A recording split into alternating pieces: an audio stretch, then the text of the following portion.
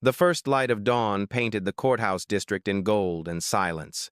It was the kind of morning that smelled of rain and fresh coffee, the kind of calm that pretends the world is fair. A black woman in her early 40s stepped out of a modest black sedan, balancing a briefcase in one hand, her phone in the other. Her name was Amara Williams.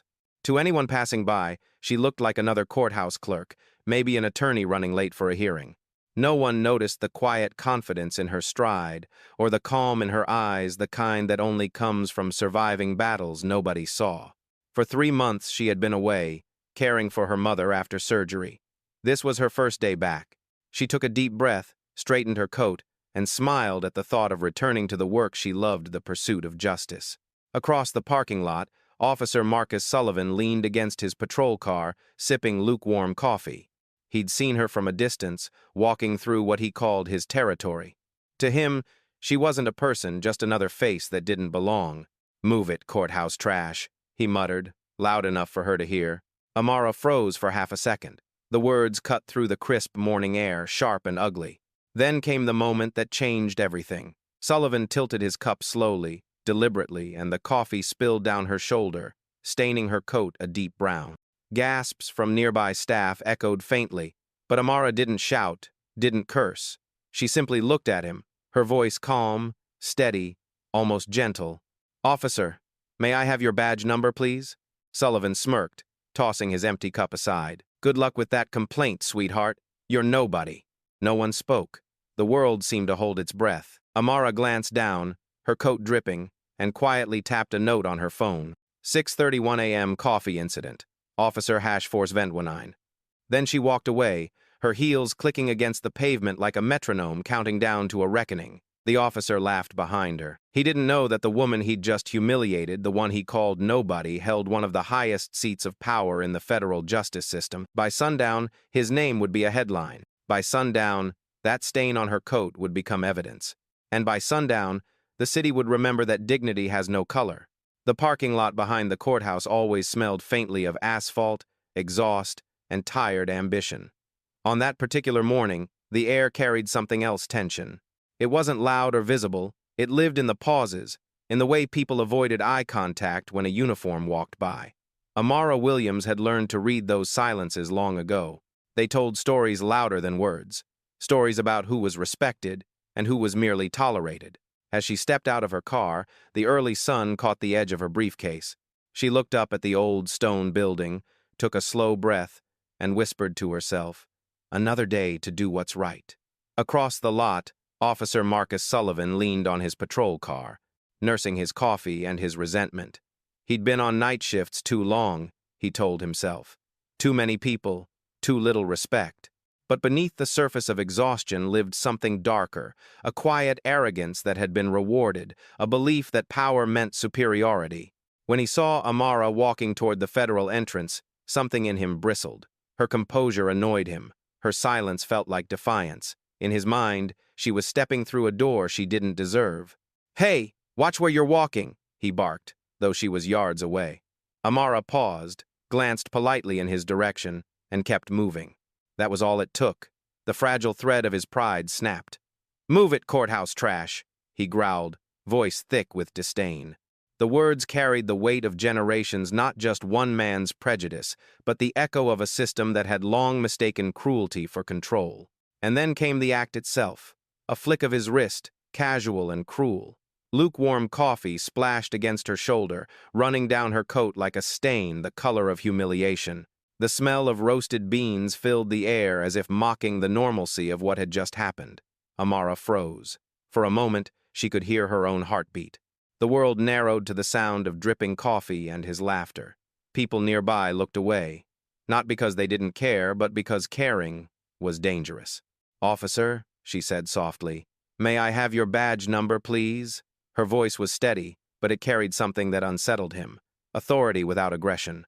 Dignity without submission. Sullivan smirked. "Good luck with that complaint, sweetheart. You're nobody." The words landed like a verdict. Yet deep inside, Amara felt something shift. She didn't raise her voice. She didn't argue. Instead, she took out her phone, tapped the time, 6:31 a.m., and wrote one quiet sentence: "Incident in the parking lot."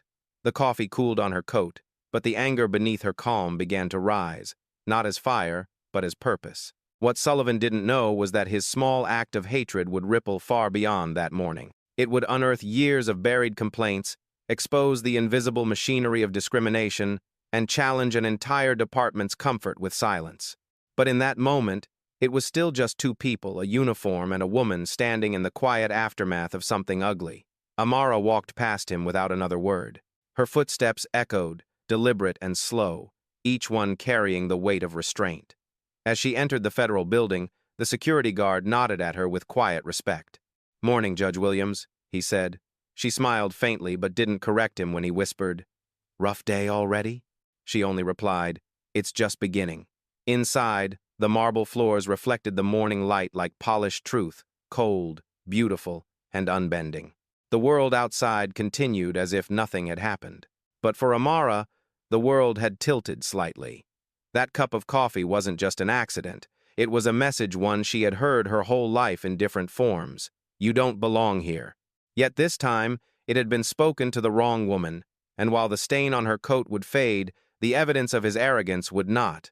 That same morning, in the local precinct, Sullivan's partner would hear him brag about teaching a courthouse worker some respect.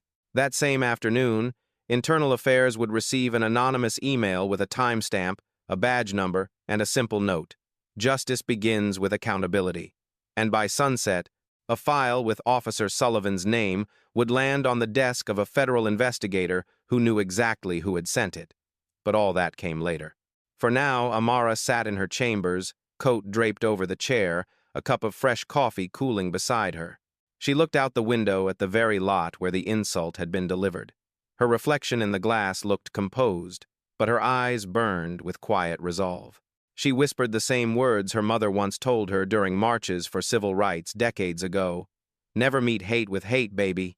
Meet it with truth." And that's exactly what she intended to do. Because sometimes the most powerful act of resistance isn't shouting. It's documenting. It's remembering. It's turning silence into evidence.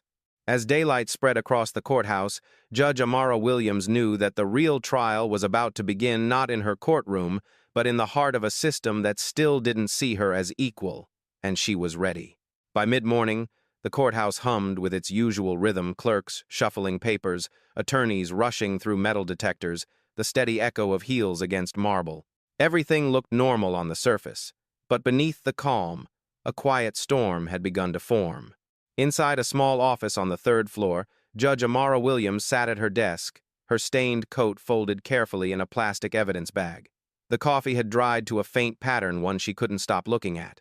It wasn't about the fabric anymore. It was about what it represented, a system that allowed small humiliations to pile up until dignity itself was eroded. She opened her laptop, fingers steady, and began writing. Formal complaint regarding Officer Marcus Sullivan, badge #4's Ventwinen incident at 6:31 a.m. in shared courthouse parking lot. Her words were calm, factual, professional. She attached photos of her coat, her timestamp note, and the access log proving her presence at the federal entrance. She sent the report directly to Internal Affairs. No drama, no threats, just truth.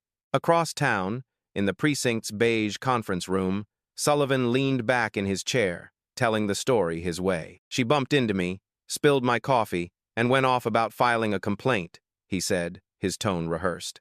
His partner, Officer Johnson, nodded mechanically. "Just a misunderstanding," Sullivan added, chuckling. "You know how these courthouse types think they own the place." The sergeant across from him didn't press further. He scribbled something in his notebook and said, "We'll file it. Don't worry." That was how things usually went. The badge protected the hand that held it. But this time, something was different. An email had arrived at Internal Affairs with the subject line: "Pattern of Misconduct Priority Review." Detective Lisa Carter opened it out of routine, but as she read, her brow furrowed. The tone was unmistakable, concise, professional, and written in the language of the law. Whoever filed this complaint knew procedure inside and out. She scrolled down to the attachments: photos, timestamps, access logs, even a preliminary witness name, Dr. Michael Torres. Carter leaned back. "Whoever this woman is," she murmured, "she just handed us a case gift, wrapped." By noon, the investigation had been quietly opened. Carter called the precinct for clarification. Officer Sullivan claims the coffee incident was accidental, the desk sergeant said, his voice casual. He's a good cop, 15 years on the job. I'm sure he is, Carter replied. But the footage will tell us more. There was a pause on the line. Footage? Yes.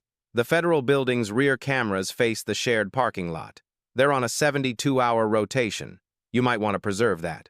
The silence that followed told her everything she needed to know. They hadn't even thought about it. That afternoon, Amara sat in her chambers as her clerk knocked gently. Judge Williams, Internal Affairs called. They want to schedule an interview. Amara smiled faintly. Tell them tomorrow morning works. She didn't flinch, didn't hide. She had nothing to fear from truth, but she knew the path ahead wouldn't be easy. Her colleagues had warned her over the years that taking a stand often meant standing alone. Meanwhile, at the precinct, Sullivan's confidence began to crack. IA's asking for the footage, his partner whispered. They're serious this time, Sullivan scoffed, but his hands trembled slightly as he folded his report. Let them look, he said. Nothing to find, yet in the pit of his stomach, he felt something he hadn't felt in years: uncertainty. Because deep down, he knew what the cameras would show: the deliberate turn, the extended wrist, the smirk. That night, the city quieted under the orange glow of streetlights. Amara sat by her window, her mother's voice echoing softly in her memory. When they try to shrink your worth, let your actions remind them how big your truth is. She thought of every woman, every man, every child who had been told to know their place. The next morning, she would walk into Internal Affairs not as a victim, but as a witness for something greater: the right to be treated as human. The following day, Detective Carter greeted her with professional courtesy, but curiosity flickered in her eyes. Judge Williams, she began carefully, your complaint was remarkably detailed. You mentioned you noted the badge number immediately? Amara nodded. I've learned that memory fades, but records don't. She placed the sealed evidence bag on the table. This coat is not about fabric or stains. It's about what happens when we stop holding people accountable. As the interview went on, Carter noticed something unusual. Amara never raised her voice, never spoke from anger. Every sentence was measured, every fact cross-referenced. When Carter asked how she could recall such precision, Amara simply said, because I've spent my life listening to stories that the system ignored. Outside, Sullivan was pacing in the hallway, unaware that the woman he mocked stood just a few feet away, calmly documenting the beginning of his downfall. He was used to reports being misplaced, to supervisors handling it internally. What he didn't realize was that this time, the file had already been escalated to federal jurisdiction, and his name was on the first page. By the time Amara left the building, rain had started to fall. She paused under the awning, looking out at the gray streets. Drops of water hit the pavement, washing away the dirt but not the memory. Somewhere across town, a printer hummed, producing the first pages of an official misconduct inquiry. The case had begun. The silence was finally breaking, not with shouts, but with paper, ink, and truth. And Amara knew, once truth starts moving, it never stops. By the end of that week, the rumor mill in the precinct was running faster than the printers. Someone said a federal employee had filed a complaint. Someone else said it was a minor incident being blown out of proportion. But inside Internal Affairs, Detective Lisa Carter already knew there was nothing minor about it. She'd reviewed the footage 3 times, once for procedure, twice because she couldn't quite believe what she was seeing. The recording was silent, but it didn't need sound to speak. It captured Sullivan's body language clearly. The calculated angle, the deliberate pause before he poured the coffee, the satisfaction on his face as the woman walked away without a word. The frame froze on her calm expression, and Carter whispered, she knew exactly what she was doing. There was no chaos, no argument, just a quiet cruelty that revealed everything about power and prejudice. Carter compiled her report with meticulous care, attaching still frames, timestamps, and the transcript of the complaint. She sent a preliminary notice to the Federal Liaison Office, a routine step when a federal employee was involved. Hours later, she received a reply marked priority. Urgent. The Department of Justice wanted full access to the file. That almost never happened this early. Carter leaned back, eyes narrowing. Who are you really, Judge Williams? She murmured to herself. Across town, In a coffee shop, ironically named Metro Brew, Officer Sullivan sat with his partner, trying to act unconcerned. "It's nothing," he said between sips. "IA loves making mountains out of molehills. They'll drop it once they realize she's just another courthouse worker." His partner, Officer Johnson, didn't answer. He kept stirring his drink, the metal spoon clinking nervously against the glass. Finally, he said quietly, "You sure about that, Marcus? Because Detective Carter called me in this morning. She asked about patterns." Sullivan frowned. "Patterns?" "She pulled up our patrol logs, said there were several complaints from black civilians." Johnson's voice dropped lower. "All dismissed." Sullivan's smirk faded. For the first time, he felt a cold shiver that had nothing to do with the coffee in his hand. Meanwhile, at the federal courthouse, Amara worked through her docket as if nothing had changed. Her chambers were filled with case files and the hum of a desk lamp, yet beneath the routine, something deeper stirred the weight of responsibility. She hadn't filed her complaint for revenge. She'd done it for the principle her mother had raised her on. Justice only exists if it's equal. But the truth was, even she hadn't expected how quickly the system would respond. Her phone buzzed. A message from an old friend, Lisa Carter, IA. "Need to talk privately." That evening, they met in a quiet cafe not far from the courthouse. Carter arrived with a folder tucked under her arm, her expression serious but respectful.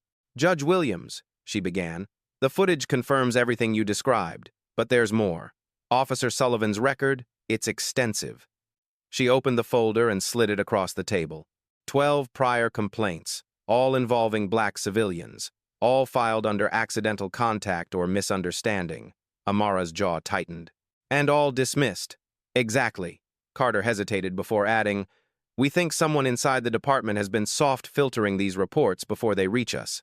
Amara stared at the list of names.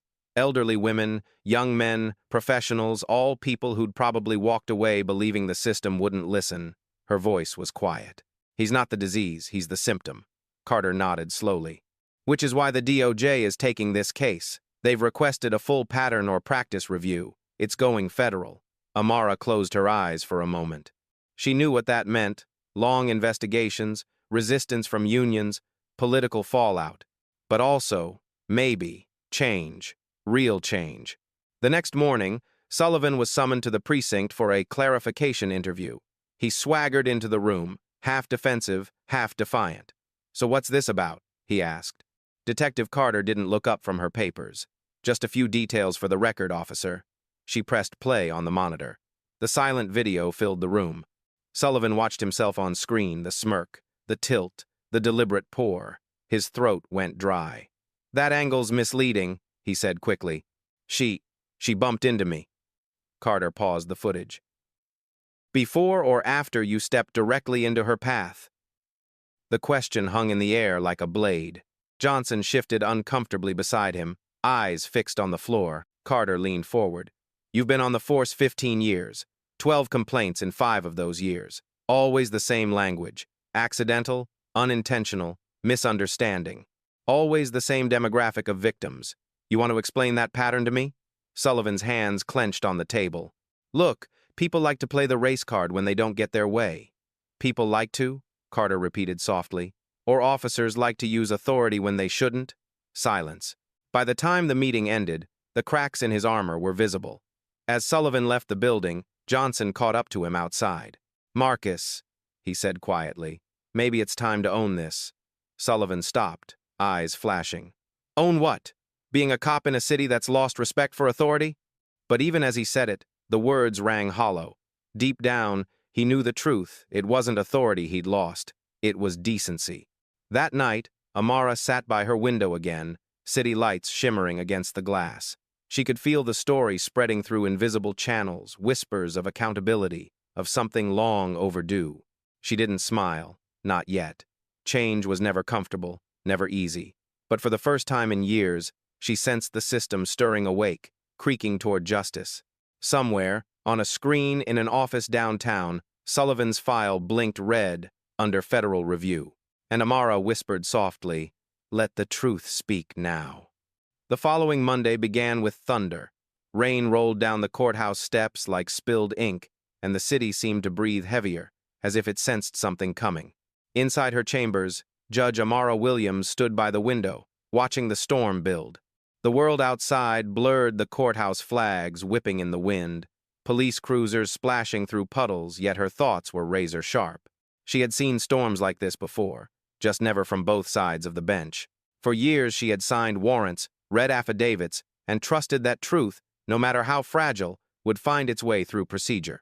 But now she was learning how easily truth could be buried under bureaucracy and pride. Her phone buzzed on the desk. Detective Lisa Carter's name appeared. "Judge, I need you to see something in person." Within an hour, Amara was standing in the sterile light of internal affairs. Carter spread a series of documents across the table. They weren't just reports, they were a timeline of silence. Each file bore a different name but followed the same structure.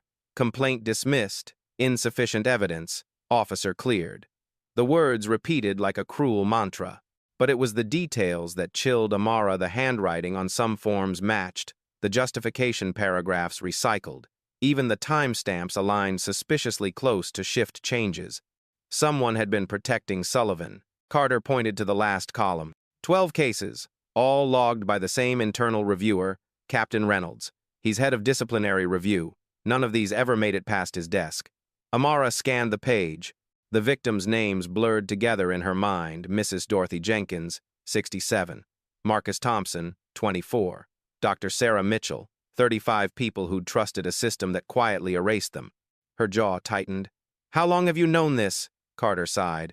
"I suspected something, but we never had proof until now. The DOJ wants a meeting this afternoon. They're sending a federal investigator to oversee next steps." Across the city, Officer Sullivan sat alone in his patrol car, staring at his reflection in the rearview mirror. He'd spent the weekend trying to convince himself that everything was under control. But rumors had begun spreading through the department, whispers of federal involvement, of files being pulled, of names resurfacing.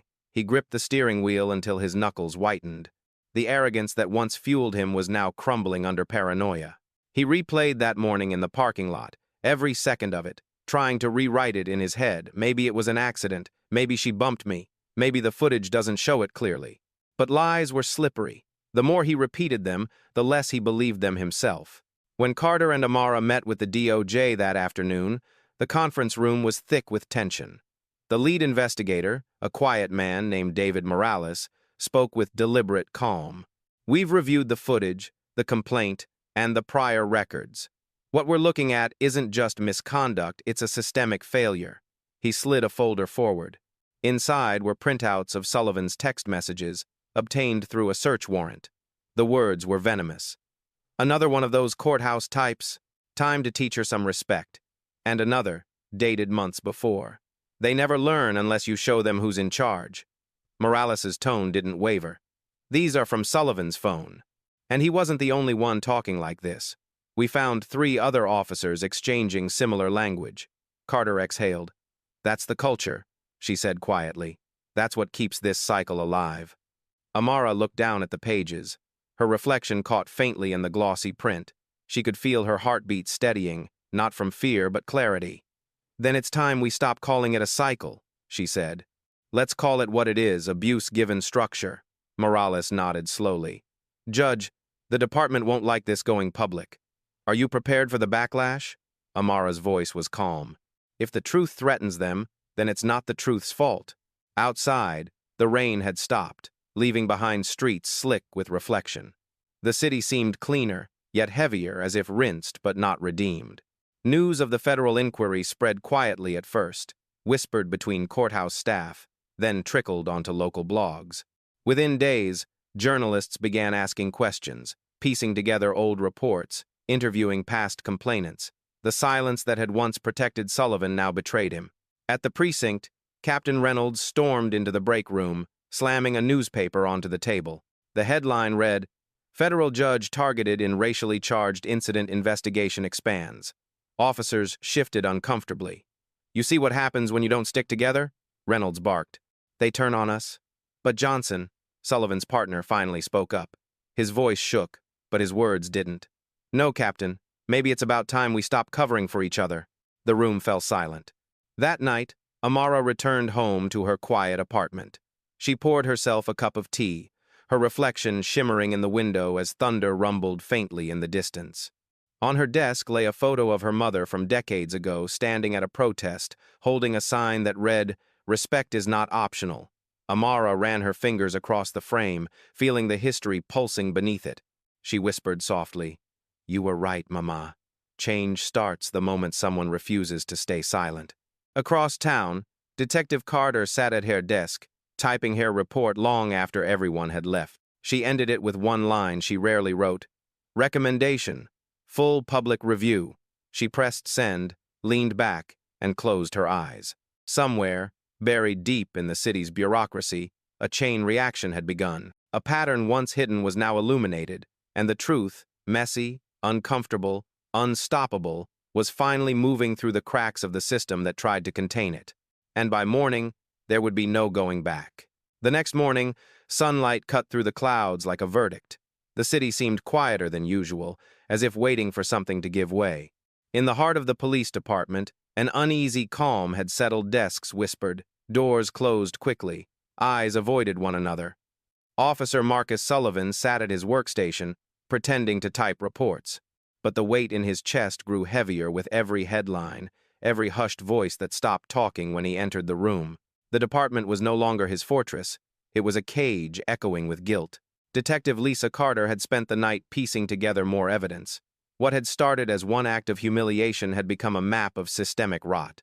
12 cases in 5 years, all mirroring the same excuse, all dismissed under the same signature. And now, for the first time, victims who once walked away in silence were calling back. Dorothy Jenkins, the 6-7-year-old grandmother who'd been mocked on a street corner, answered Carter's call with a trembling voice. "I thought no one believed me," she said. "He laughed when I tried to complain, said people like me didn't belong after dark." Carter listened, her pen hovering over her notebook, heart heavy. Another call, Marcus Thompson, a young delivery driver. "He poured a drink on me during a stop, told me to show respect. I was scared. So I said nothing." One by one, their stories aligned like puzzle pieces, each one exposing another layer of arrogance hiding behind the badge.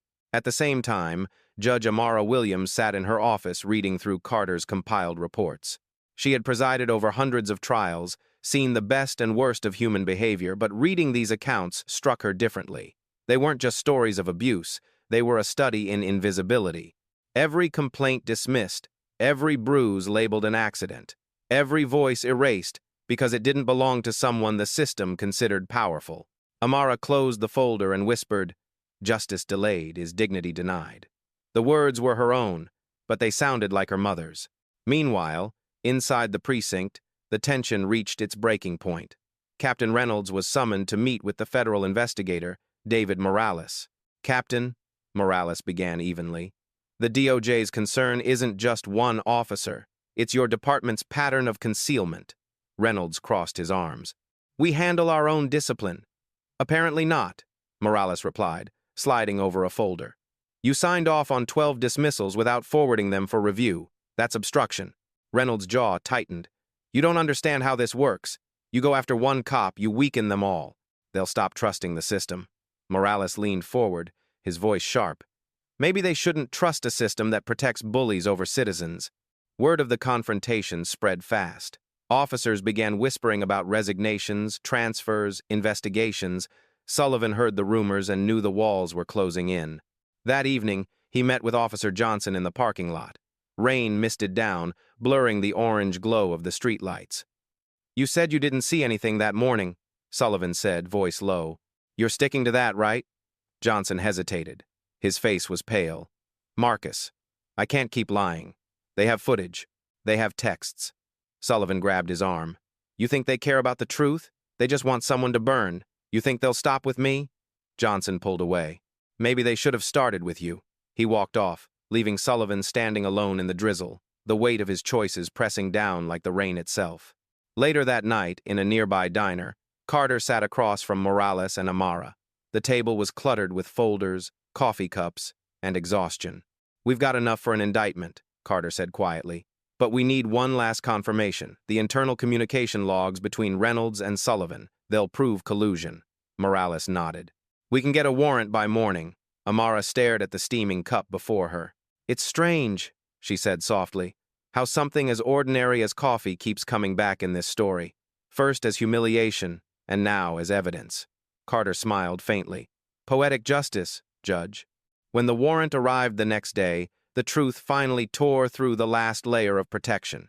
Emails, texts, and recorded memos revealed the network of cover-ups. Officers rewriting reports, superiors adjusting timestamps, complaints rerouted or deleted entirely. One email from Reynolds to Sullivan read simply, "Handled.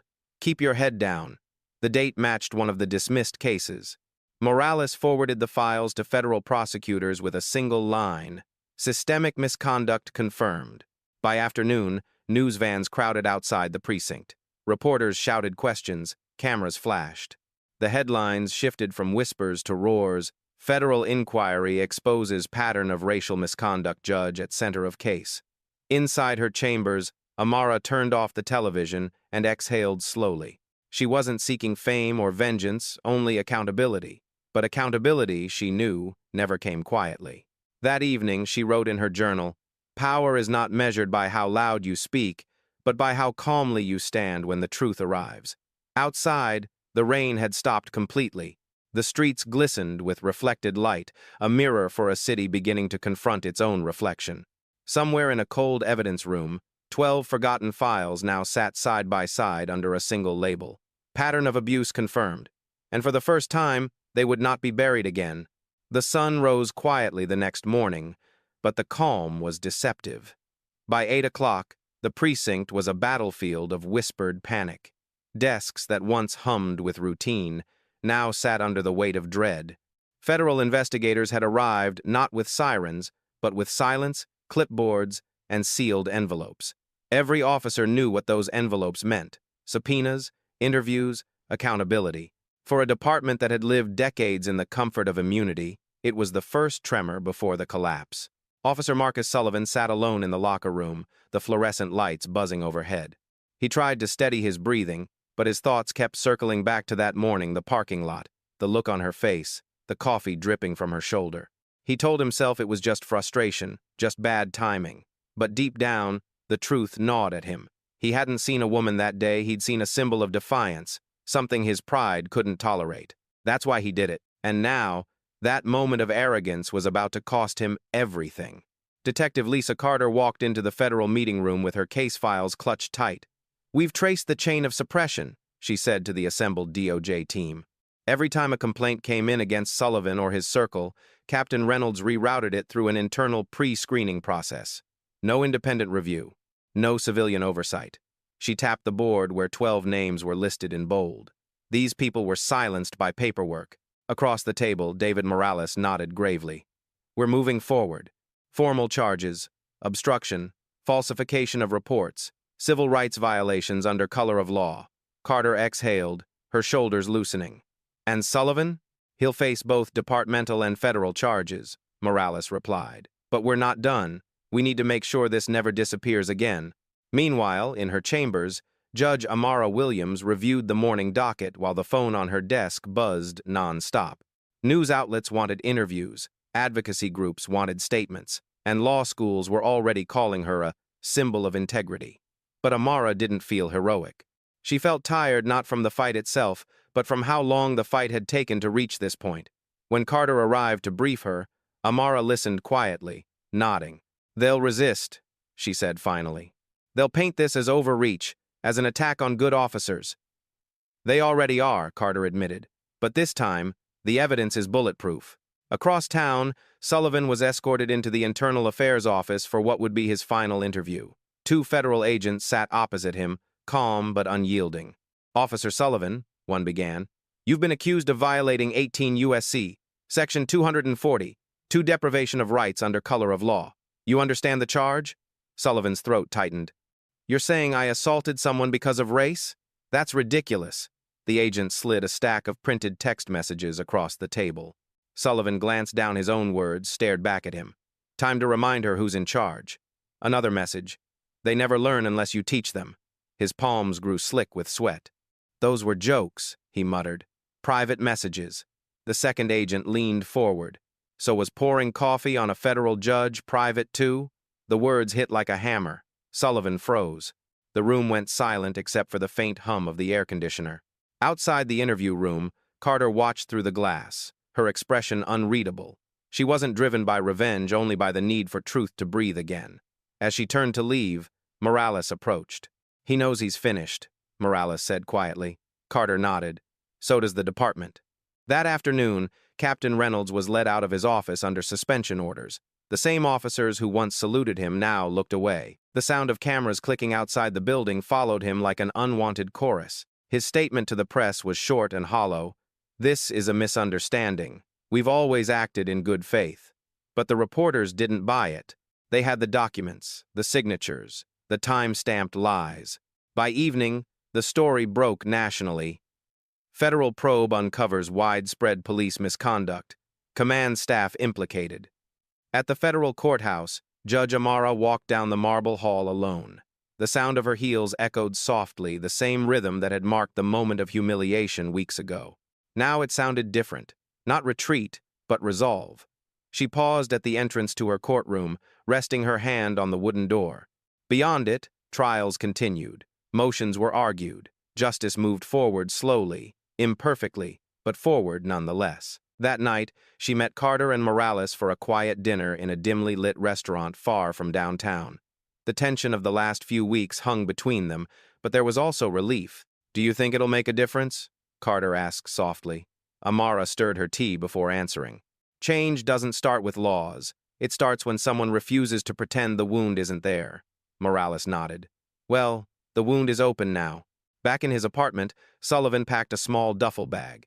He'd been placed on leave pending charges, his badge and gun confiscated.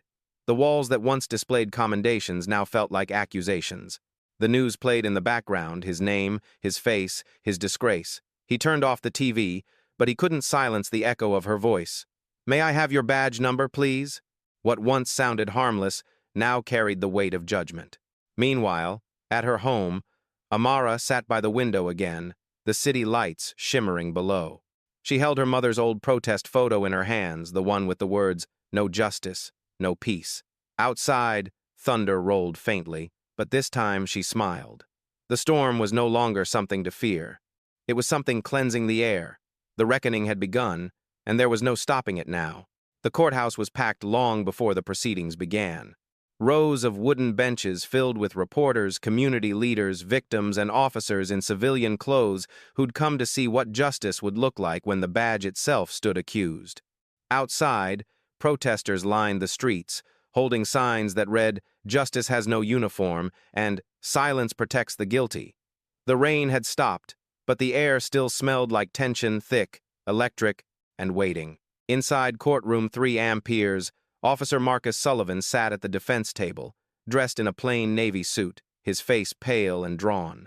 Gone was the swagger that once defined him. His hands fidgeted under the table, and his eyes darted around the room until they landed on her Judge Amara Williams, sitting quietly in the gallery. She wasn't presiding, of course. She'd recused herself from all proceedings related to the case, but her presence was undeniable. Her calm composure was a mirror he couldn't bear to look into. He quickly looked away. At the front of the courtroom, the federal judge, Roberto Martinez, entered with solemn dignity. "Court is now in session." The room fell silent. The prosecution team was led by Assistant U.S. Attorney Sarah Carter, no relation to Detective Lisa Carter, though their work was intertwined. Sarah began with a voice steady but charged with conviction. "Ladies and gentlemen, this case is not about one moment of spilled coffee. It is about 5 years of deliberate misconduct, 12 ignored complaints, and a department that forgot whom it was sworn to protect." She gestured toward the projection screen. A freeze frame from the surveillance footage appeared Sullivan standing with his coffee cup, his arm extended, the deliberate tilt unmistakable. "This," she continued, "is not an accident. It is an act of humiliation. It is power used not to serve, but to demean." Gasps rippled through the gallery. Sullivan shifted uncomfortably. His lawyer rose for an objection, but the judge waved it off. "Overruled. Proceed." One by one, the witnesses took the stand. Mrs. Dorothy Jenkins walked with the aid of a cane, her voice trembling but resolute. "He knocked my groceries right out of my hands and told me to stay off the streets after dark. I filed a complaint. They told me it was an accident. 5 years later, Here I am. Then came Marcus Thompson, the young delivery driver. He dumped a drink on me, said I should learn respect. I never forgot the look in his eyes. Each testimony hit like a drumbeat, steady, undeniable, building toward something larger than the man on trial. When it was Detective Lisa Carter's turn, the courtroom leaned in. She spoke with precision, detailing how Sullivan's pattern had been buried under falsified reviews. We found 12 cases with matching language, matching timestamps, and matching dismissals. The evidence was clear. What wasn't clear was how many people looked away. Her voice didn't rise, but the weight of her words filled the room. Finally, Rachel Kim took the stand. The gallery fell silent as she raised her right hand and swore the oath. "I was part of this department," she began, her voice steady. "I wanted to believe we stood for something bigger than ourselves. But I saw reports disappear. I saw signatures forged, even mine. And when I spoke up, I was told to stay loyal." She paused, glancing briefly at Sullivan. "But loyalty without integrity isn't loyalty. It's complicity." The defense attorney tried to shift the narrative. "Officer Sullivan served 15 years with distinction," he argued. "He has families, friends, and colleagues who can vouch for his character. This was a mistake, a misunderstanding taken out of context." Prosecutor Carter stood immediately. 12 times? She countered. 12 victims, all black, all claiming the same type of mistake. At what point does coincidence become pattern? The defense faltered. The jury's eyes said everything. When the prosecution rested, Sullivan was called to testify. His lawyer had advised against it, but his pride wouldn't let him stay silent. "I never targeted anyone," he said, his voice cracking slightly. "I was doing my job. People misread my intentions." The prosecutor stepped closer. "Then why did you text your colleagues? They never learn unless you teach them who's in charge." Sullivan hesitated. "That was locker room talk." "Locker room talk," she repeated slowly. "Is that what we're calling racial humiliation now?" His silence filled the room louder than any confession. By late afternoon, closing arguments began. The prosecution's words were simple but powerful. "This case isn't about hating law enforcement," Sarah Carter said. "It's about demanding it live up to its oath. Justice doesn't wear a badge or a robe, it lives in the choices we make when no one is watching. Today, you get to decide if those choices still matter." When the jury retired to deliberate, the room exhaled collectively. Hours passed. The courthouse lights dimmed to evening glow. Reporters waited outside, cameras poised, the city holding its breath. Then, just after sunset, the doors opened. The jury foreman stood, a folded piece of paper trembling slightly in his hand. Judge Martinez cleared his throat. "Has the jury reached a verdict?" "We have, Your Honor." The foreman unfolded the paper, his voice steady. "On the charge of deprivation of civil rights under color of law, guilty. On the charge of obstruction of justice, guilty. On the charge of falsifying official reports, that's guilty." A gasp ran through the courtroom, followed by silence, heavy, sacred silence. Sullivan lowered his head. His lawyer placed a hand on his shoulder, but he didn't move. Across the room, Amara closed her eyes and whispered something only she could hear. "Let truth do what it always does, rise." Outside, as the verdict echoed through the streets, people began to cheer, not in celebration of punishment, but in recognition of accountability. The courthouse lights glowed brighter that night, reflecting off wet pavement like a promise kept. Inside, justice had finally spoken, not loudly, but clearly. The news broke across every major outlet before dawn. "Officer found guilty on all counts, landmark civil rights case shakes department." For most people in the city, it was just another headline. But for those who had lived in the shadow of injustice, it was something sacred, proof that truth could still cut through noise, lies, and uniforms. The courthouse stood under a pale morning light. Its stone facade, gleaming like it too, was exhaling after years of holding its breath. Judge Amara Williams arrived early, her steps steady but contemplative. She had not presided over the trial, yet she had become its quiet heartbeat. Now that the verdict was out, she felt the strange stillness that comes after a long storm, that fragile calm between vindication and reality. The system had spoken, yes, but the question that haunted her remained. Would it change? Down the street, Detective Lisa Carter sat in her office, staring at her reflection in the dark window. The stacks of case files around her were both victory and burden. The federal team was already moving forward with broader investigations, audits, interviews, reform proposals. But what kept her awake wasn't the paperwork. It was the faces. Dorothy Jenkins, who had called her crying after the verdict, whispering, "They finally believed me." Marcus Thompson, who sent her a photo of himself smiling for the first time in years. And Rachel Kim, who had quietly slipped her a note after testifying, "Thank you for reminding me that silence isn't loyalty." Lisa pressed that note into her journal and whispered, "You reminded me too." At the same time, across the city, other walls were beginning to crack. The police chief resigned under pressure, citing health reasons, but everyone knew better. The mayor announced an independent civilian oversight board, the first of its kind in the department's history. And for the first time, a public hearing was scheduled, one where citizens could speak directly about their experiences with law enforcement misconduct. For decades, such a hearing would have been unthinkable. Now, it was demanded. Inside his holding cell, Marcus Sullivan sat in silence. He hadn't spoken much since the verdict. His arrogance had drained away, replaced by the hollow quiet of realization. The badge that once defined him was gone. The authority he'd used as armor now weighed like a chain. His attorney had suggested appealing, but Sullivan knew it was useless. The evidence was undeniable. The footage, the texts, the testimonies, and worst of all, the coffee stain that started it all. He remembered the way it had spread across her coat, the color soaking into the fabric. He had thought it was a mark of shame. He hadn't realized it would become a symbol of his downfall. Back at the courthouse, Amara met Rachel Kim for coffee, an irony that neither woman missed. They sat near the window, the morning sun spilling across the table. "How are you holding up?" Amara asked softly. Rachel gave a faint laugh. "Half the department won't speak to me, the other half pretends they didn't know me, but I sleep better." Amara smiled.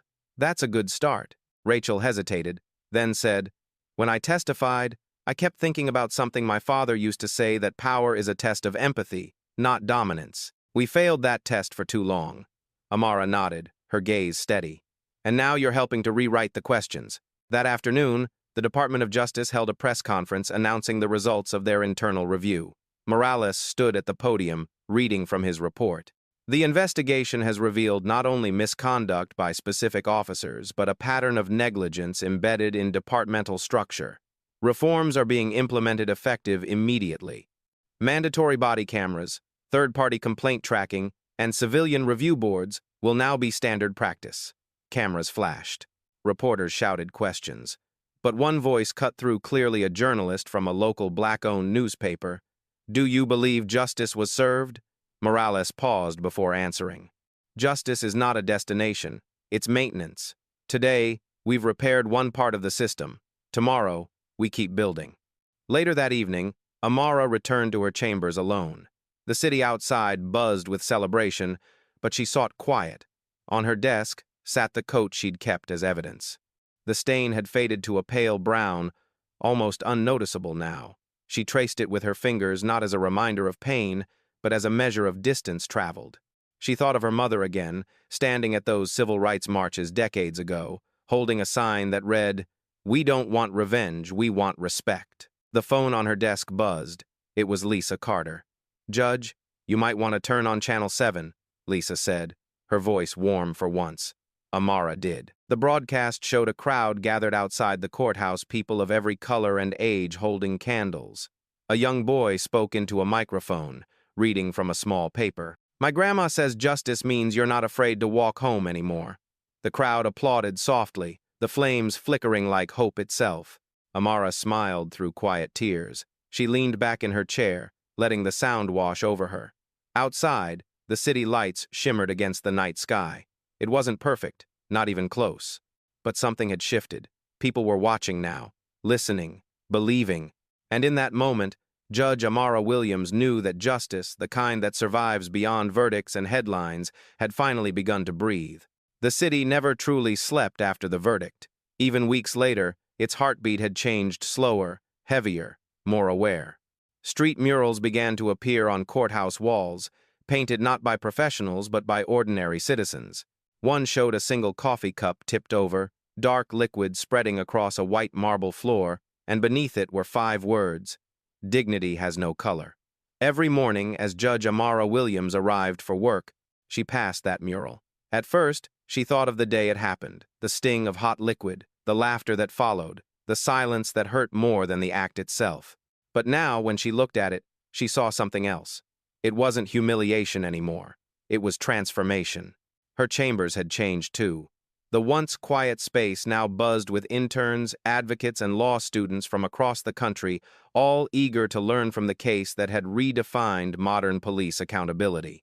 Harvard Law School had even launched the Amara Williams Fellowship for Civil Rights, dedicated to young attorneys working to dismantle systemic bias. Amara had smiled when she first read the announcement, but what moved her most wasn't the honor. It was the students' first slogan, "Let truth be seen, even when power refuses to look." Down the street, Detective Lisa Carter stood on the courthouse steps, giving her first public statement since the trial. The wind tugged at her coat as microphones and cameras crowded forward. "This investigation was never about destroying an institution," she said, her voice calm but strong. "It was about rebuilding it. Justice isn't anti-police. Justice is pro-accountability." The crowd applauded. For years, she'd worked in shadows, chasing truths that others buried. Now, sunlight poured across her face as if the city itself was finally ready to listen. In a small cafe nearby, Officer Rachel Kim sat by the window, sipping coffee with both hands. She'd transferred to a new department, one built under federal oversight, where transparency was more than a buzzword. Her new badge number gleamed under the light. When the barista recognized her from the news, Rachel blushed. "You're the officer who told the truth, right?" the young woman said softly. Rachel smiled.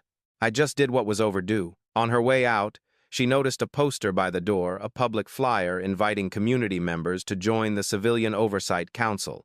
Her name was already listed as a speaker. For the first time in her career, she felt proud to wear the uniform. Meanwhile, in a federal facility outside the city, Marcus Sullivan began his first month of a 3-year sentence.